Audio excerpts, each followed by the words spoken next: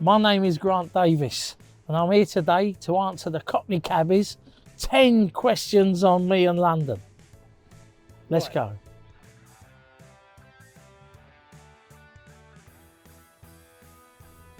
My favourite song or band? London, that's an hard one. If I was a little bit older, I'd probably say Chaz and Dave, to be honest, because my older brother's a cabbie and he loves Chaz and Dave and he's always singing their songs. I would say a London band I've grown up with over the years got to be Madness. I mean, when I passed my driving test at 17, I remember I bought it was a 7-inch single, like I'm driving in my car, and I played it while dancing around the front room. So I just got my driving licence. So I'd say Madness.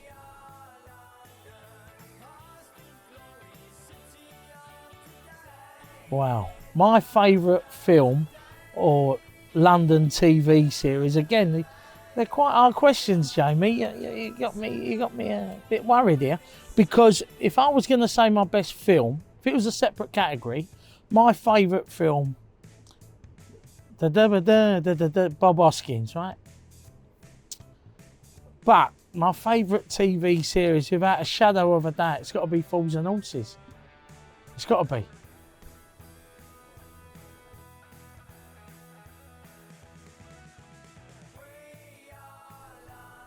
My favourite London landmark, wow. Well, like yourself and people watching this, cab drivers as well, we all see how London changes every year, year on year, other things come. And at first I didn't like it at all. But I've got to say, my favourite London landmark would be the Shard.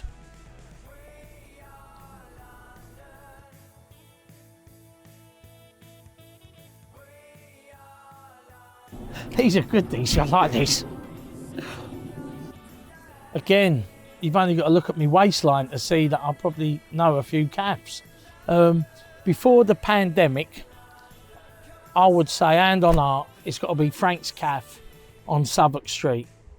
Italian-owned, family-owned place, pasta, everything you wanted, and it was beautiful. Homemade lasagnas, homemade curries, breakfast, English breakfast. So I would have said Frank's, but where we are now, out of pandemic, that's closed now, unfortunately. Probably like a lot of other little family-run businesses, they've suffered at the hands of the pandemic. So I would say the Astral Cafe in Victoria. It's great because they do a lovely cup of coffee. They've got a great selection of sandwiches and pastries, as well as hot food is great. It's open on a Sunday now, which is great, and you've got the toilets right opposite, the Iron Lung. So I always find myself, if I need to go to the toilet, I always end up at the Iron Lung, and then being a fat bloke, it always pulls me in and I'll have a quick coffee and a quick pastry or whatever. So yeah, the Astral.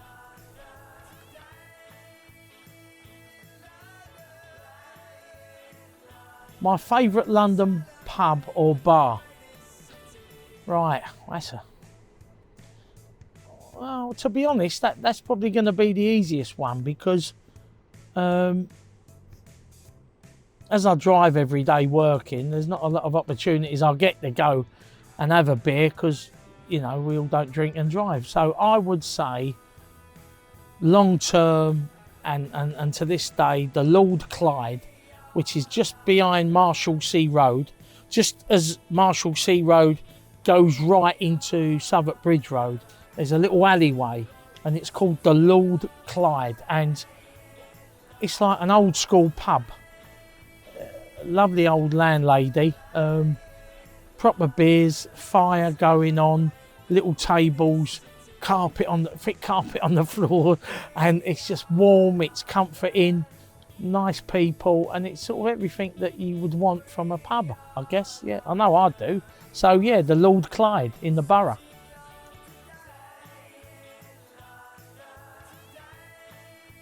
My favourite thing about London.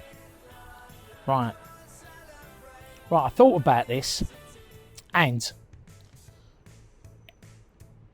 everyone goes on about London, they like the diversity, right? But rather than say diversity, what I'd like to say about London is the difference. And what I mean is this.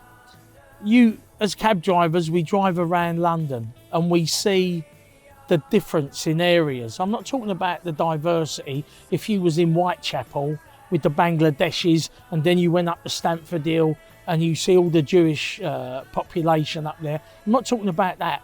I mean the difference, and cab drivers probably know what I'm saying. You can drive around Belgravia and Knightsbridge, then you can go up to Hampstead, then you can go over to Whitechapel, and the areas, the people, the environment, the presence, it's all different. And that's what I like about London, is the difference. And how everyone's all come together, all different people, architecture, smells, noises, everything. And like I said, it's not a diversity thing. I'd like to say it's a difference thing, right? The difference of all different parts of London that combine to give us London, if that makes sense.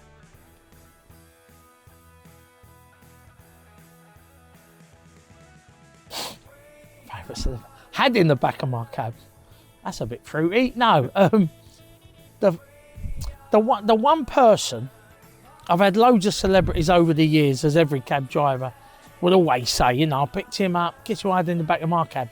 But the lady that played Princess Leia in Star Wars, I can't think of her name now. And I was talking about her the other day. I've got to do that. I've got to give her a name. I can't be a complete imbecile. Carrie Fisher. Of course, she played Princess Leia. And I was working one Saturday and the doorman at Claridge's called me over and said, just pull off the rank. I've got someone coming down, driver. Put your meter on, right? Pulled over, boom. Door opens a minute later. Thank you, Miss Fisher. Boom, shuts the door, boom. And we're off. So I'm looking in there. And at the time, this is going back a few years, but she was in London. Star Wars was massive, you know. And I'll never forget, she said to me, driver, I've left it ever so late. She said, but I've got a ticket for the Savoy Theatre. And I think the matinee at that time started at about 3 o'clock. And this was now about 20 to 3. Now, as anyone knows, Saturday afternoon, the West End, heaving, Theatreland, heaving. You got to get from Claridge's down to the Savoy Theatre. And you think, am I going to do this? Yeah? No way you're going to go Regent Street, Piccadilly Circus. It's a killer, right? And at the time, before we had this crazy mayor in London, with all these road closures and Westminster Council decimating the place, right? You could do a thing that every knowledge boy would know, or the early, late school knowledge boys. It's called the Dirty Dozen, right? And I'd done the Dirty Dozen with Carrie Fisher in the back of my cab. And before you like splatter on your cornflakes, the Dirty Dozen was, it was like Great Marlborough Street, right, something like Wells Street, left this Diable, left Berwick, right there. Anyway, from Regent Street to get you out to Soho Square, it was like that, right? And that was called the Dirty Dozen, because there was a dozen little roads to get it. So I went into Soho Square, and you could normally leave it to get up the Tottenham Court Road, but this time I went down Greek Street. I went Greek Street, Shaftesbury Avenue, Charing Cross Road, Longacre, Bow Street, right and left Exeter Street, bosh, straight over, handbrake, pull up, bosh, there you are, Miss Fisher. About 5 to 3, 5 minutes before the I said, Miss Fisher, there we go, it's 5 to 3, you got 5 minutes to get your Maltesers and a cough drink, right? Anyways, oh my God, she said, we got here in time. I said, oh, yeah, cab drivers, that's what we do. Anyway, she got out. How much is that, she said. I always remember, it was something like that, I don't know, 13 quid or 12 quid or whatever it was. Whatever the fare was, she paid me, and then she stopped and said, thank you so much. And she leant in, gave me a kiss on the cheek, and give me 20 quid tip. And I always remember that, not because of the 20 quid tip, but because who she was, and she was so lovely. And on the way there, she was telling me how much she loved London, the architecture, the people, always loved coming to London. And of course, the great London cabs, which we know, yeah.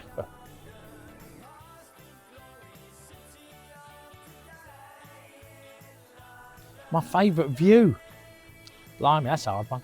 But being a South Londoner through and through, there's parts of Forest Hill on a road, well, more Forest Hill. You can go up down Lordship Lane and you take the right off of it, not Barry Road, there's one before, and it comes back on itself. And you can go up and you can sit right at the top of Forest Hill. And my brother lives at Crystal Palace, so I'll go around that area quite a bit. And there's parts of Forest Hill where if you park right at the summit, you can look out and it's unparalleled. You can go from Canary Wharf all the way over there, the Shard, all there. You can almost see Wembley Stadium. So it's really panoramic. So for me, it's got to be Forest Hill.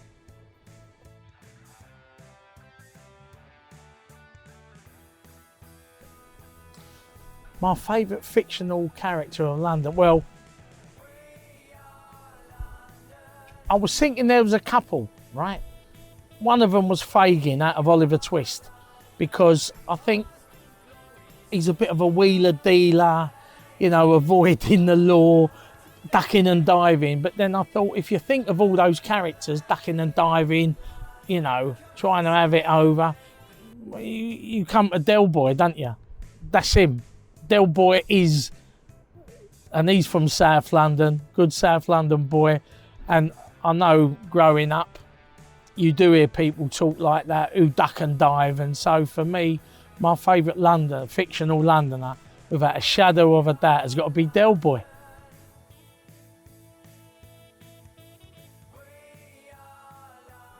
My favourite London oddity. Well, not a lot of people know this.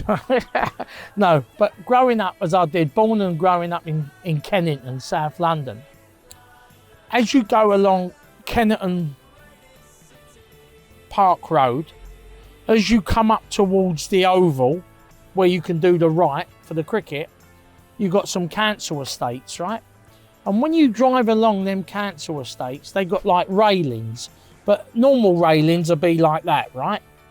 But these railings are like that. And this here, between the posts, is like a mesh. And guess what they are?